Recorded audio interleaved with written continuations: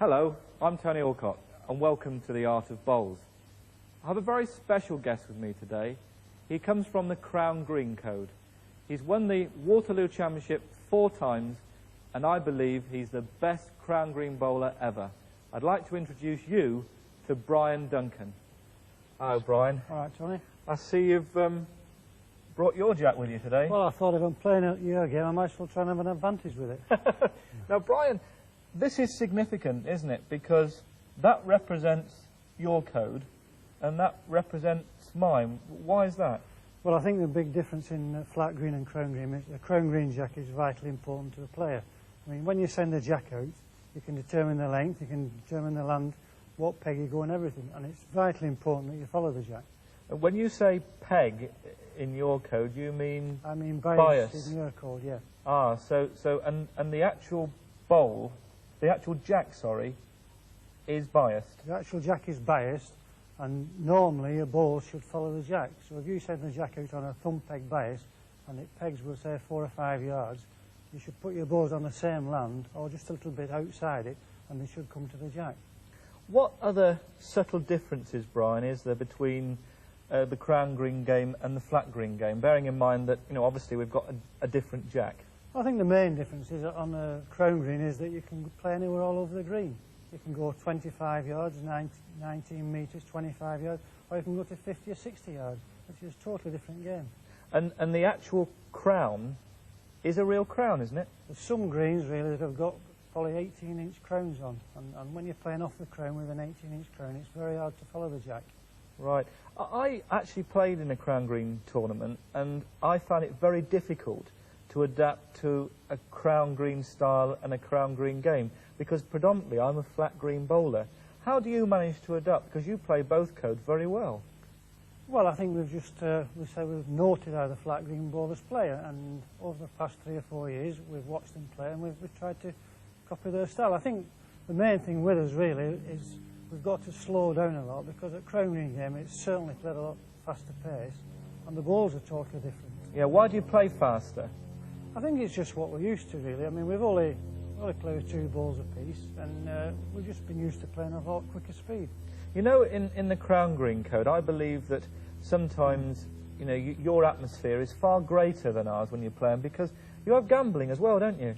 Oh yes, if you play at the Waterloo and some of the major handicaps, a lot of money changes hands. I mean, some people do bet £1,000 on a game, and it just creates an interest, because obviously they're shouting for the money, and if you're playing bad, they're shouting against you. Yeah, and I mean, you must be a very rich man, because you must bet on yourself then, eh? Well, sometimes I do, but I find that the prize money you're playing for is ample, really. In odd times you have a bet, but not very much. Yeah, and the bowls that you've brought today, they're not crown green bowls? Surely you're not going to play against me with crown green bowls, well, are you? I think I've brought some Thomas Taylor bowls, and I tend to play these indoor. I think the difference with the crown green balls and the flat green balls is that the flat green balls, if you're playing possibly size 5, are probably about £3.6, £3.7 in weight. Now the average weight for us outdoors is about £2.12, which is very different, about 10 ounces in difference in weight. Right, and do you adapt your style differently, and you know, for the flat green or the crown, or do you not bother? Well, I don't bother really, because we play crown green now till at the end of November and start again in March, so really, I started adapting my style and my delivery and everything. I think when I started playing crown green again, I'll probably be struggling. And it's true to say, Brian, is it? And people ask me, well, what's the best game? You know, the crown green or the flat game? Now, obviously, I should say the flat green, because obviously I don't know the crown green. I mean, do you think the fairest answer is to say that they're both very different? Well, the games are totally different. I mean, I think the flat green game is more a tactical game, obviously, because you're 4 balls apiece. But I mean, I just enjoy playing crown green, and the last 3 or 4 years I've enjoyed playing indoor flat green. Yeah, and of course, what we've got to remember, I suppose, in your crown green, that you only really do have maximum 4 bowls, don't you? I mean, it is predominantly a drawing to the jack game, isn't it? It is, yeah, really, and it is a drawing game as well if you're playing doubles, which obviously 4 balls apiece, and the main thing is drawing, really. Is it? And also, finally, Brian, I'd like to ask you, how did you actually get into the game of bowls? Well, my father used to play, and going back about 30 or 35 years, and used to play a lot and play in the local leagues, and he used to just take me with him, and from there on I just progressed and carried on playing. Yeah, and really you can consider yourself a bowler, crown and flat. Well, I think crown or flat, we're all classed as bowlers, and everybody respects each other. No, I agree with you, Brian. I couldn't agree with you more. Anyway, thanks for the chat, and we'll bowl the jack. But first and foremost, I think we do this in your game as well, don't we? We'll spin up for the jack. What are you calling, Brian? Tails.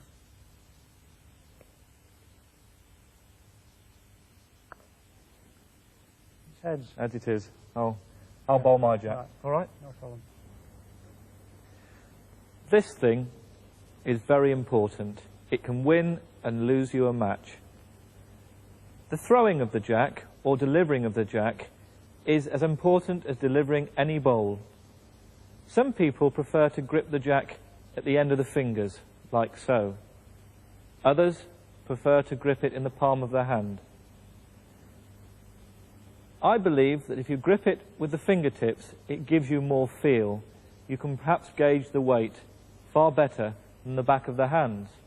But I do recommend to people that if they have difficulty in delivering the jack in line and actually keeping it on the rink, then they should actually put it in the back of the hands, and it stops the jack spinning away. A lot of people find the jack just veers off to the side and goes out of rink, and they wonder why. That's because when you grip it with a thumb on top, you do create sometimes quite a lot of spin.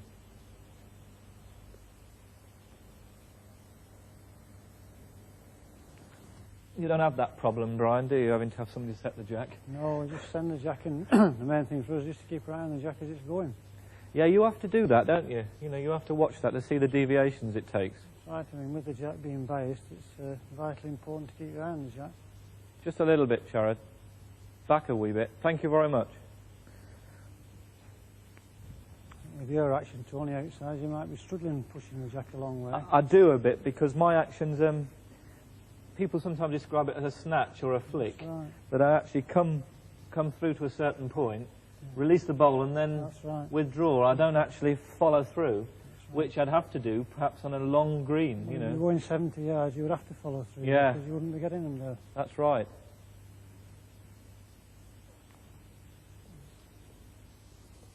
I think that might be going 70 yards, though. It feels a bit heavy to me.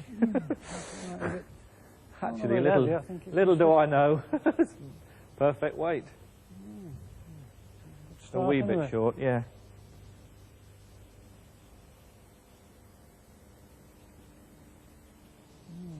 A better line this time. Yeah, it's a good bowl, that. And your bowls are really bending well, aren't they? That's right, well, they're certainly pegging more than yours. Do you play with these regularly, Brian? Or I do, yes. You do? Yeah. And you see you've got grips on your bowls, like I have as well. You know, Yeah. you like that? Well, I like them really, I just like the look of them really, but I do sometimes try to use them. You do? But I tend to try and use the same delivery as what I do at Crown Green really. Right, and that's a little bit lower, is it? It's a little bit lower on the marsh on the bias. What would that be, the thumb? That's the thumb on the bias, and just hold the ball straight up like that. Oh, I'm with you.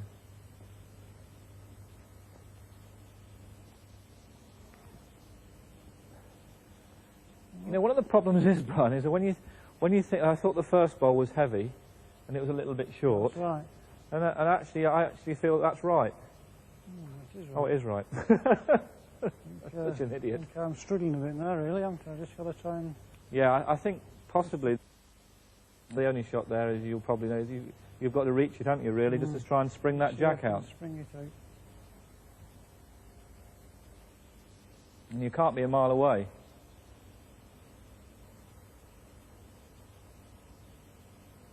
Just a bit too far.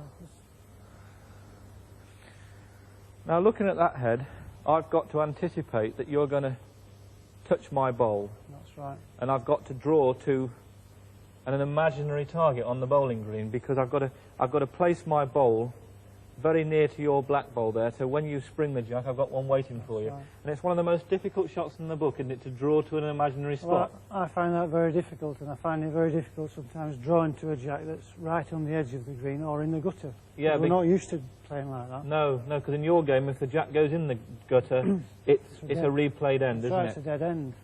So I've now got to actually look for a situation on that green where I think the jack's going to go, and it's to the side of the ring and towards the back. So I'll see if I can get one there. And I've got to take it extra wide so that I don't fall back into the jack. Not the right line, but just a Yeah. bit short. Now really. that's a bad bowl in my opinion, because you know the jack is not going to go forward, is it? No. I think I'll just try one more and see if I can spring the jack.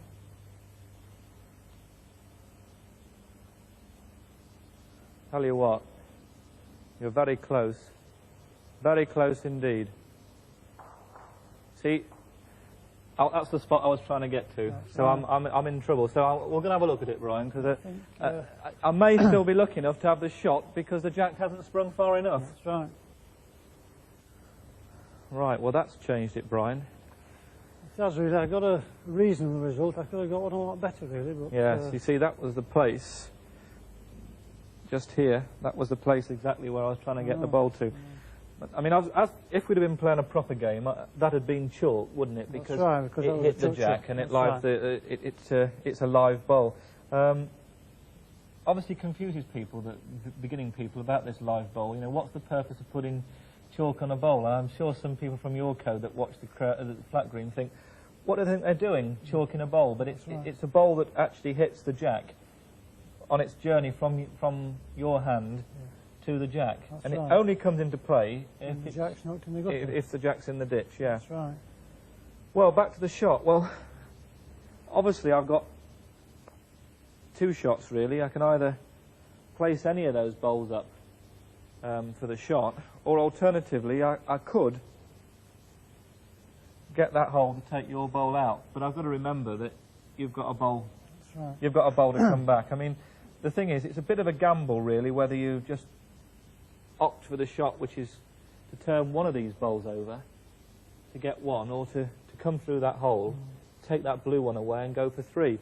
Now, obviously, it's very much depends on who you're playing against, and also the situation. Perhaps if I was wanting three for game, I'd probably play it. That's right. But being the first end, I want to keep the game very tight. I don't want to give you an opportunity of perhaps you drawing for another. That's right. I might, draw. What would you play in this situation? Well, the situation where I am, really, I mean, I'm possibly lying short, but I can't really decide what to do until you do anything, really. No, and that's a good thing. Happen, no, see.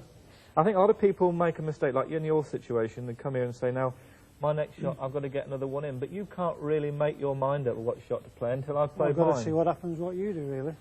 Well, being a bit of a gambler, Brian, I'm going to try and play your bowl out and put you under pressure, so hopefully when you come to bowl, you're 3 shots down. All right? See what happens.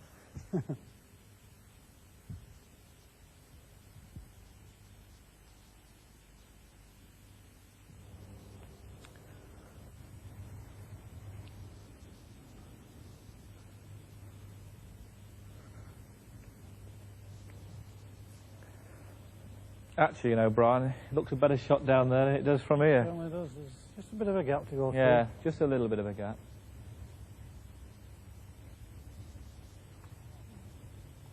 through. No, Well, something's happened. something's got it. Whether I've got that bowl, I just don't know.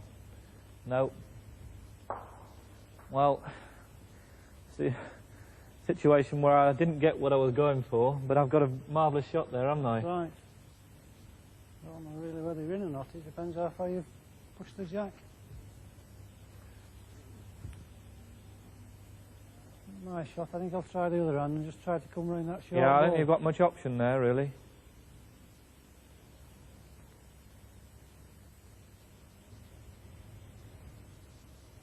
Very close. Tell you what, you've got a lovely bowl there. If you can move that jack, Brian, you've got a trimmer for 2 shots.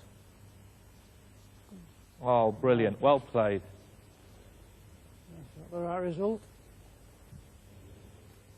That was a brilliant bowl, Brian, moving the jack when you couldn't see the jack from the other end, Well, could that's you? right. I mean, looking from the other end, I could just see a ball in front of the jack. I didn't know exactly how far it was off the jack, but I thought, well, playing the backhand like, I could just possibly clip it, and I got the right result. That's right. And psychologically, if we were in a big match and it was all close, I mean, I went for a shot for your bowl and I didn't actually get it, but I pushed my bowl onto the jack and got a really made your shot very difficult. Yeah. Now, psychologically, if you're in a big match, how does a player cope with that? Well, I think I were more or less resigned to the fact that you're going to count in the end, really, because you've got 3 balls short of the jack. I think any contact with any of the 3 balls, and you're going to count in the end. Right. So I would have probably come and had a look up and just have weighed the situation up, and I've possibly played the same shot. Yeah, so before I bowled my bowl, whether I got it by fair means or foul, you were really prepared for me to get the shot and for you to bowl your last bowl. That's right. I mean, if you'd have 2 balls on the right-hand side of the jack, if you'd have missed the balls, you'd have possibly got my ball at the back. So really being 1 down, I think, was a bonus, really. Great. Well, we'll set a couple of ends up, Brian, for a bit more practice, shall we? No problem. Well, we've set this head up now, and it really is a difficult one. It is really, because it's an head that I don't particularly fancy, because the jack is live in the gutter. Well, it's all right for you, mate. You're holding the shot there. Well, it is all right, but you've plenty of options open to you. Well, I have, yeah. Let's have a look what we've got. Your bowl in the ditch is live. That's right. Chalked, so it stays exactly where it rests. Ditch is marked, the jack's marked, the bowl's marked. I've got a chalker here. That's right. So I suppose one of the options, Brian, is to play that bowl into the ditch, and hopefully that will land, if it's done properly, nearer than your bowl. That's right. And the other option is to draw around this bowl here to the edge of the ditch in the hope that I can get nearer than your bowl but not actually go into the ditch, which in my book, Brian, is the most difficult shot, because you can't afford to be level with a jack because you'll be in the ditch. That's right. Well, I've got 2 options, really. I can draw the same ball as you, or I can play the backhand, and if I come a little bit tight, I can promote your ball onto mine and possibly knock it second shot. Yeah. I've got the shot first. I mean, I'm playing, we've both got a bowl each. I'm playing first. Of the 2 options, you know, it really is a matter of choice, isn't it? That's whether you play that bowl, hopefully straight into the ditch, or you draw around there. And equally difficult, aren't they? That's right. I think my shot really is to play the backhand onto this ball, or if I come round the back of it, I can probably draw a shot. That's right. Now, of the 2 decisions, I personally feel that I know the weight of the green because we've been practicing. I'd like to feel that I could draw to the edge of the ditch without going in, because really it's like a snooker shot, isn't it? I could hit that ball with a couple of yards of weight to put it into the ditch, but I might hit it just there, and consequently it would slide over there. So I've really got to hit that absolutely dead centre to send it straight. So I think of the two shots available to me, both difficult. Probably that's the slightly easiest. Well, so I'll have to just determine what happens afterwards, whether you play the shot right or not. Right, well, we'll go and play it then.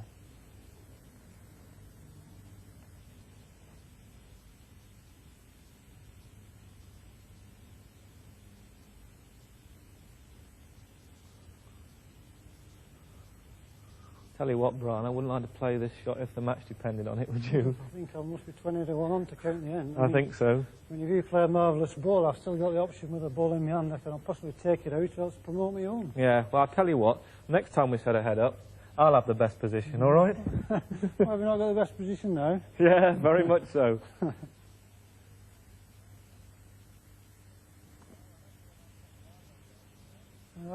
Well, I don't know whether I've got by them bowls, Brian, but I don't know you're far enough enough. I've got the weight. Am I far enough? Dying.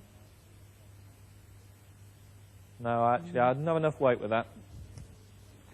I think I've got the 1 shot. I'll try and come round the back of those 2, else if I promote it, I might count 2 shots.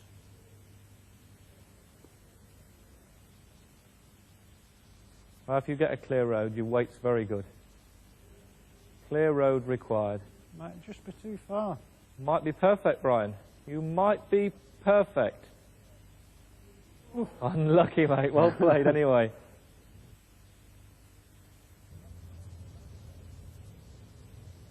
Having played the last head when it was in your favour, Brian, now it's in mine. But the only problem is that we're assuming that we're playing a championship game and we both need 1 shot to win.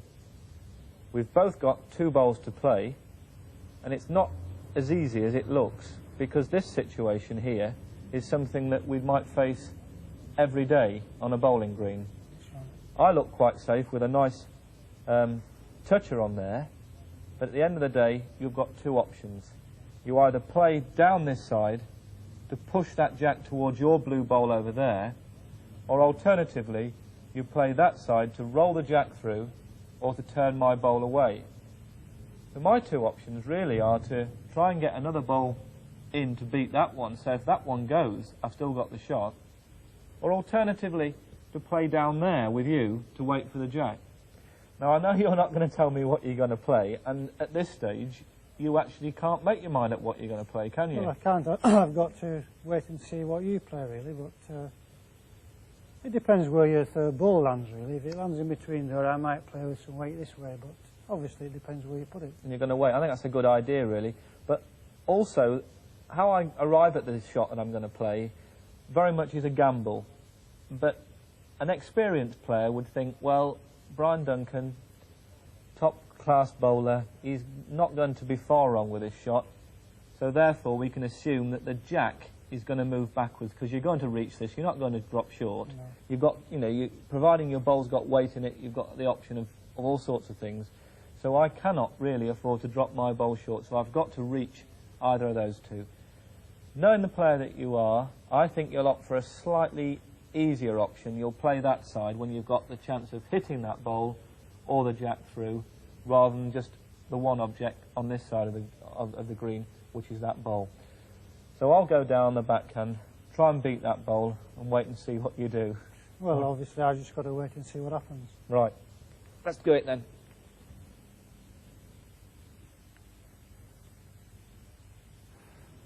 Not easy though, Brian, to assess things. You've got to gamble a bit, haven't you, with these things? You've got to gamble and try and weigh what ball your opponent's going to play. And I think also, if it was a real-life situation and it was tense, you know, you've got to think clearly under pressure, haven't you? When you're under the screw, you've got to really think, you know, of the two options. Keep it in your mind. No good panicking, thinking, oh, if I lose this shot, I'll lose the game. You're not thinking about that, really, are you? You've got to think positive, really, and because if you don't think positive, you might play a short ball here, and then it's just a wet ball thrown away. Right. I hope this one's not short then.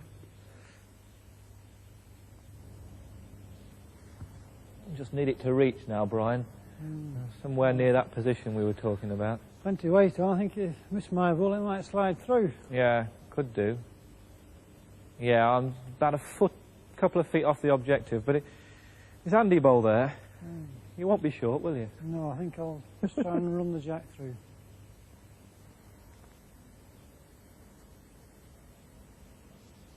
Might have a bit too much speed. Aggressive man. Mind you, you can't afford to be short. Wow, that's a change now, isn't it? That's right. I think for the better for me. I've only got one shot on there, really. That's right. I've had two before.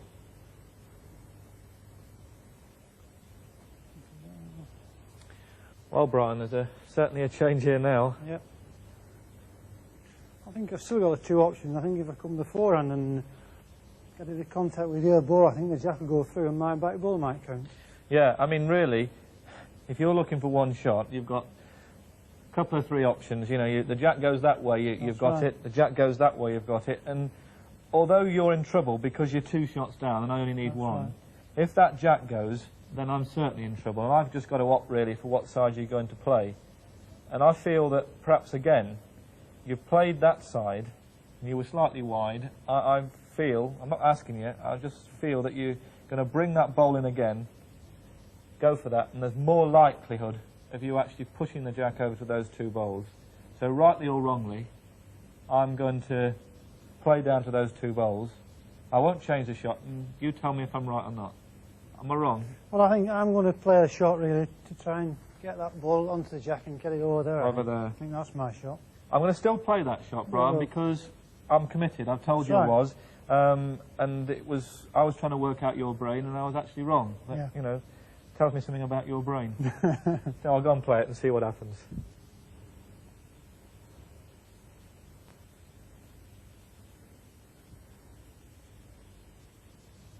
I can play the shot on the same hand, because if it just comes a little bit tight, it'll halve the ball and the jack will still go across. That's right, that's right. I mean, this is, you know, the option. Really, the situation's not changed. No. I'm still the shot, but you've still got a shot on. I have 2 shots to play, and any contact at all with the ball, and I can count the end. Right, I'm going to play this forehand, just in case you snick that jack.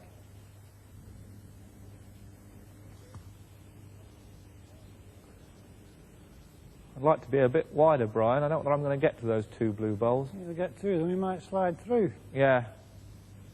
I think I'd like to just split the 2, but still, it's handy there, just in case you make a mistake. I think I've got a shot to play just to try and clip the ball across.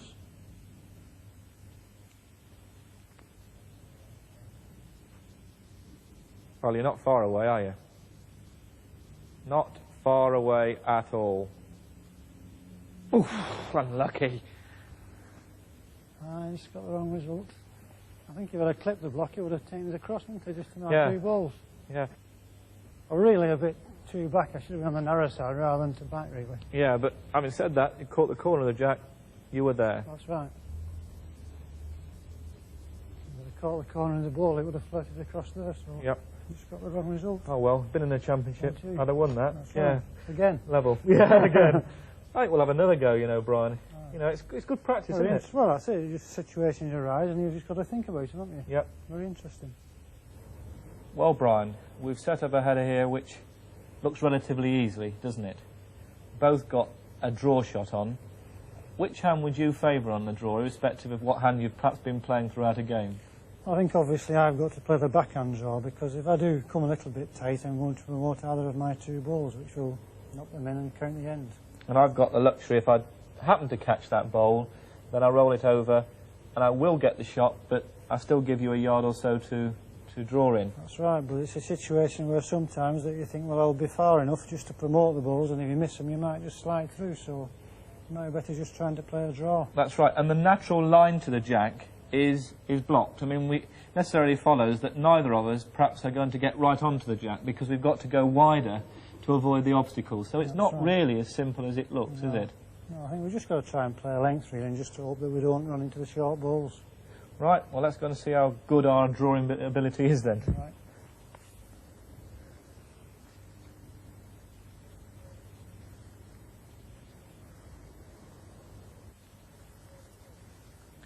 It's generally a good surface, this, though, Brian, isn't it, as an indoor bowling green Well, it's is perfect concerned? surface. You know? It's nice speed and everything. It's not too fast and not too slow. It's just perfect for playing on. On an outdoor green, having to go so wide to avoid all those bowls, it might just go straight on. It never would bend, Right, you know, it never bend. It's probably stick out and run straight, and you'd probably be about 4 feet wide and wouldn't be counting the shot. Right.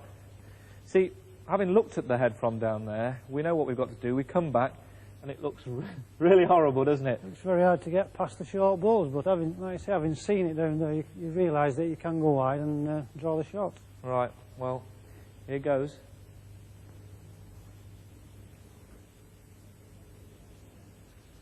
Well, the only thing that's going to stop me, Brian, is if I haven't got enough run on that.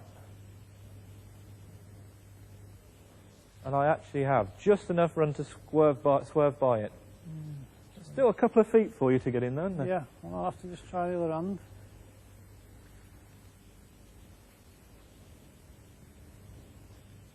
Well, the line's good, Brian. I think if I go past the short balls, it should be the shot. Yep. No, it's not short. You know, after all this, I think it's still a measure. I certainly pulled up a bit there, didn't you? I Did. thought it was plenty far enough. It's very close, I think. Probably yours is just favourite, but it's certainly worth a measure.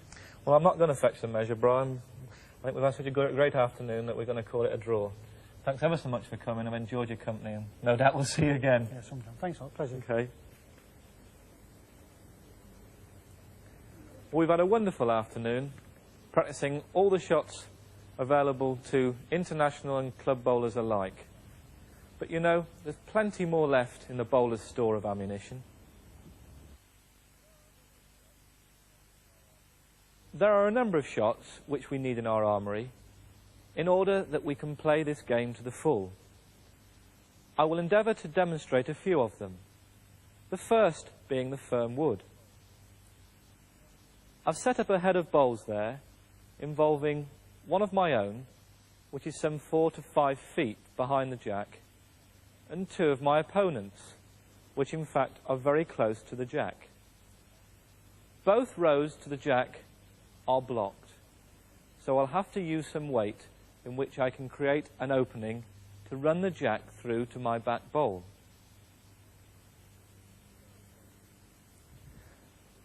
The firm bowl isn't as easy as it looks. Sometimes it's referred to the shot with controlled weight. I will attempt to deliver this bowl with some 10 yards of weight, thus reducing the effect that the bias will have on the bowl. Remembering, of course, the slower the bowl is delivered, the more bias this bowl will make.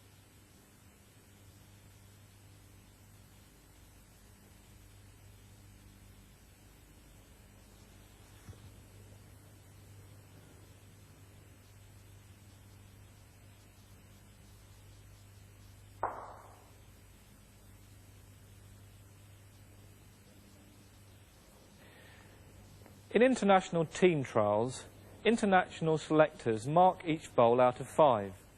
I would have achieved 4 points for that shot. I'm naturally pleased that I half achieved what I set out to do. Unfortunately, I caught one of the bowls too solid and didn't get enough momentum to push the jack right through to my waiting bowl. But nevertheless, I feel it was a good shot and it's left me an excellent shot to deliver with my next bowl. Now let's take a look at the takeout shot.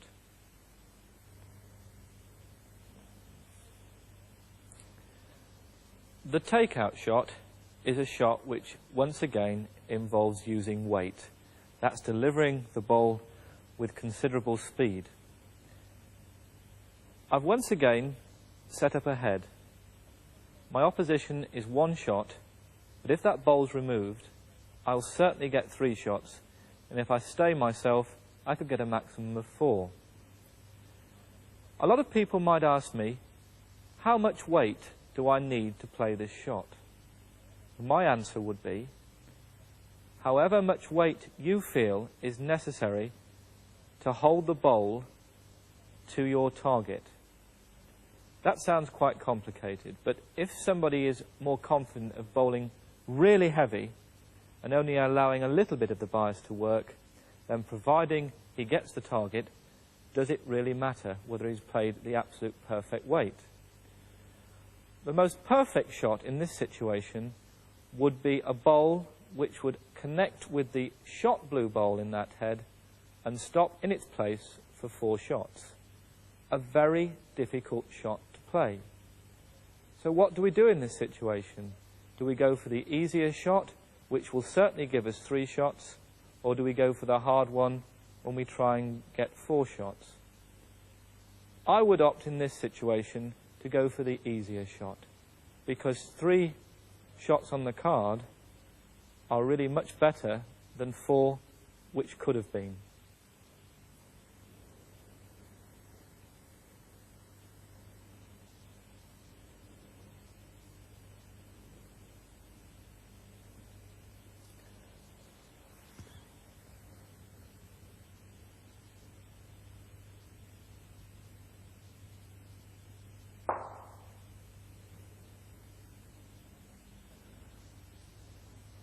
And that's the takeout shot. But I'm going to fetch my last bowl back, replace the bowl I've just taken out, and illustrate to you another shot. I've collected my bowl from that head, and I've replaced the shot bowl. I'm going to play on the same hand, the backhand, this time using just a little bit of weight, just over the draw, hopefully trying to turn the jack to my 3 waiting bowls for a score of 4 shots. Should I be a little bit wider than the jack, then I might just nudge the shot bowl out and rest it for 4. It's not an easy option, but it's available.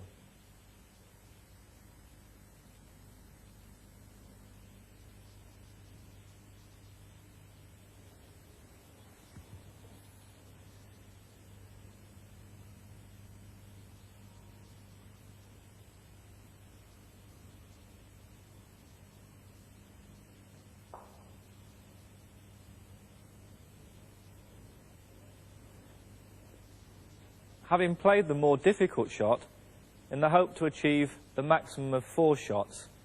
I only achieved 2. And with my other heavy bowl, I actually achieved 3 shots. So at the end of the day, I gambled, I went for the big score, and only got 2, which proved to me that the first shot was the best shot to play. How about trying the Wickham plant with me? To illustrate the Wickham plant, I've set up a head with 1 bowl left to deliver. The backhand side of the green is blocked with the blue shot. The blue bowl is holding shot. The perfect draw to the jack is obscured by another blue bowl. So in order to achieve the target, which in this case is the jack, I've got to find some assistance from that bowl there, hopefully wicking off that bowl onto the plant. The 2 options: if I get a fine touch, then I'll get the jack. If I get a thick touch, I'll probably get the shot bowl, rolling the blue bowl out of the head, and hopefully I could end up with 2 or 3 shots. It's a complicated one. It's not easy, but I'll go and see if I can show you.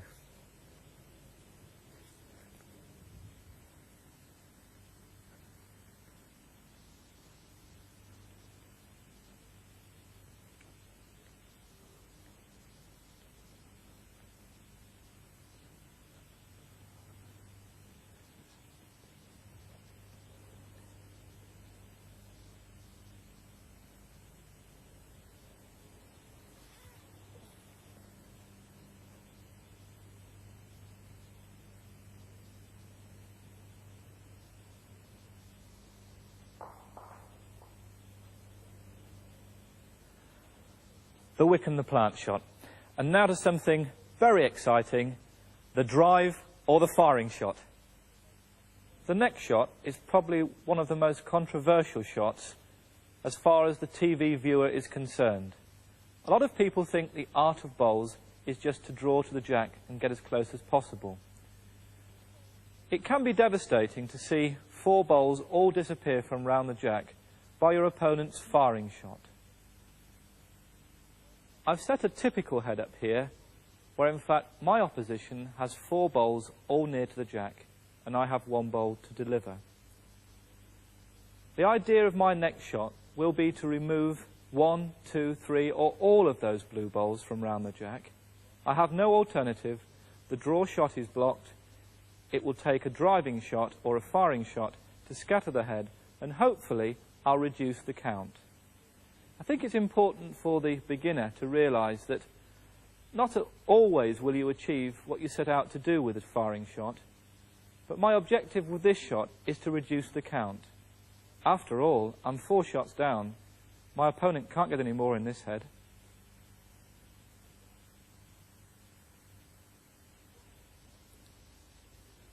The driving shot needs considerable weight behind the bowl in order for it to go almost straight, remembering the faster the bowl, the less the bias takes effect. I'm driving on the backhand because when I follow through on my backhand, my arm is very close to the body. A lot of people prefer to drive on the backhand because being so close to the body, there's little margin for error.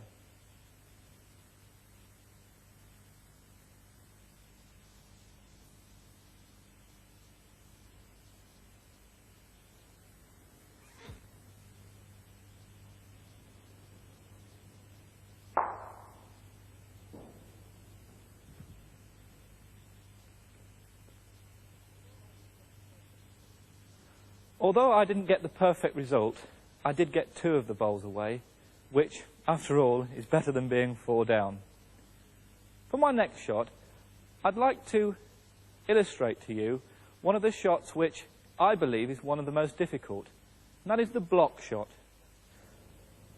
This is a reconstructed head of one that I actually bowled last year in the Indoor Championships. I was in a lovely position, holding shot, the perfect back bowl, and the second shot as well. I only needed 1 shot for game. So with my last bowl, I considered playing the block shot. I didn't want to put anything too near to the jack to create a target, well knowing that my opponent would probably try to fire that bowl off and kill the end, so we could start again. I'm not sure about the block shot. It's not as easy as people think. It sometimes creates a guide rather than a block, and it's a very skillful shot to execute. In an ideal situation, I wish my last bowl to finish dead in line with the jack, to obscure the view and the direction of my opponent's last bowl. I'm now going to play my bowl and hopefully achieve the block shot, and at the same time, whilst I'm down there, I'm going to take the liberty of playing my opponent's shot and see if I can kill the end to start again.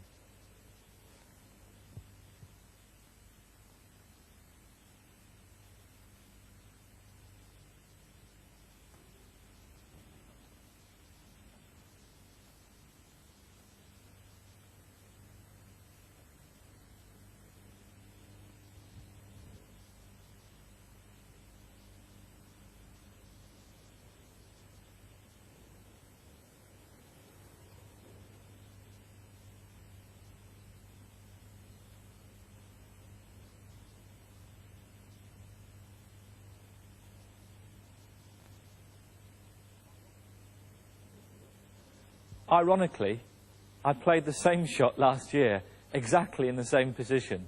It's a useless bowl. It's not in the way. It hasn't created a target, but it hasn't blocked the head. My opponent now has got the luxury of thinking, I've still got a clear view of that.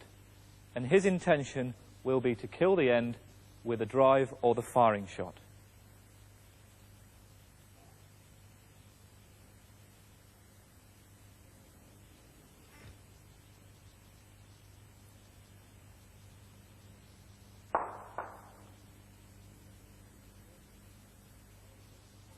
Fortunately, my opposition wasn't as lucky as that.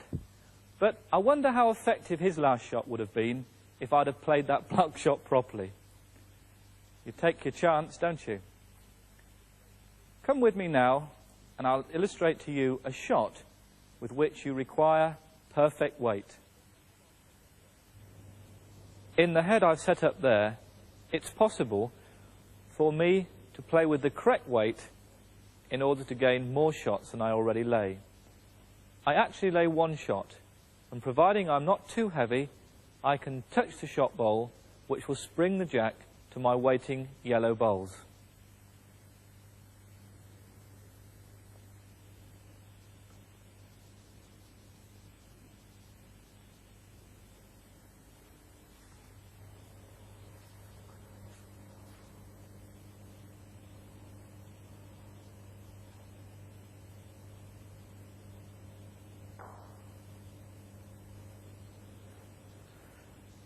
And the fruits of my labour was 4 shots.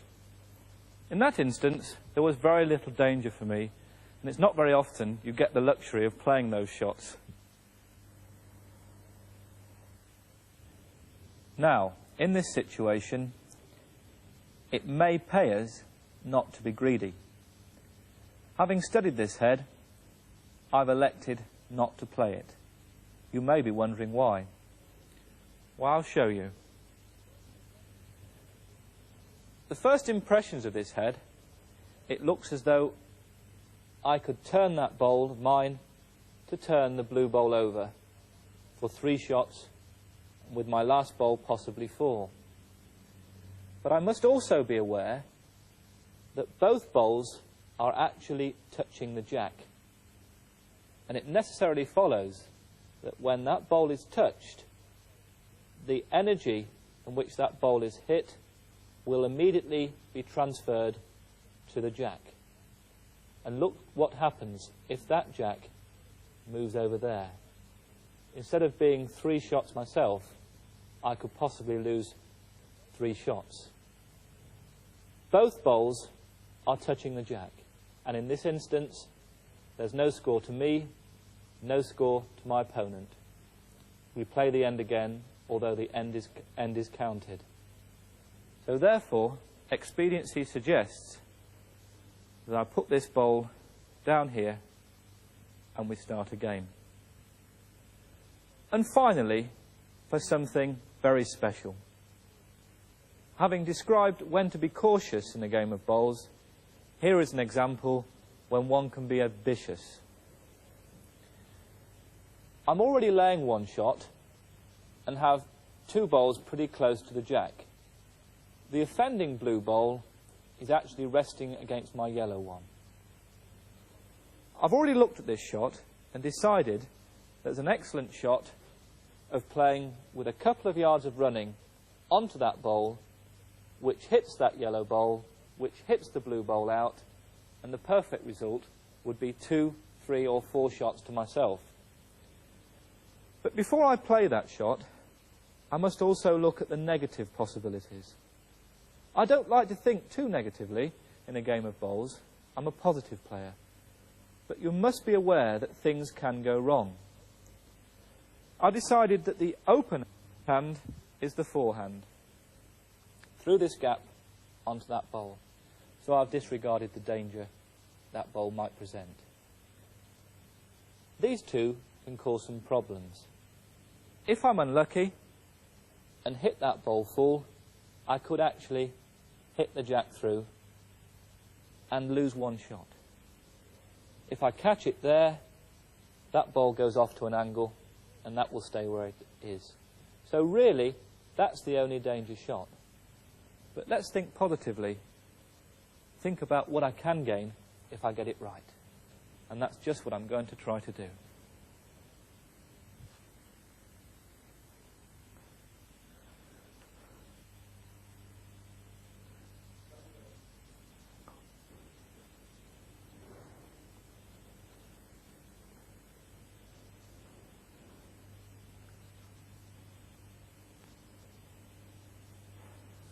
It doesn't look as simple from here.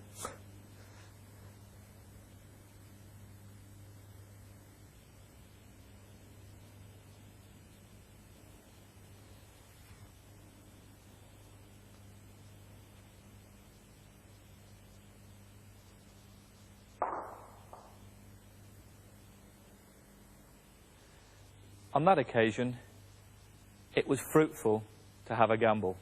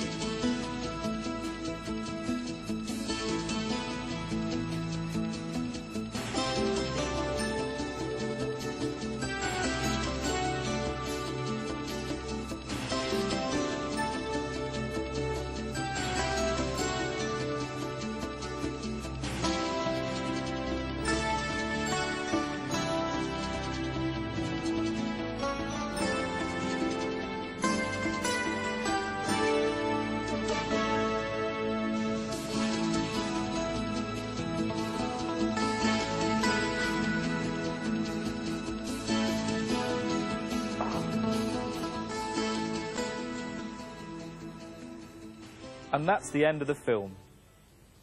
I'd like to convey my personal thanks to Brian Duncan an absolute gentleman, and a total all-rounder. He can play bowls inside and out, whether on a flat green or a crown green. What I hope to have achieved is to demonstrate to you the amount of shots you'll need in your armoury, when to play them, and of course, when not to play them. I've enjoyed myself here today. I sincerely hope that you've learnt an awful lot. And please remember, at all times, keep it simple.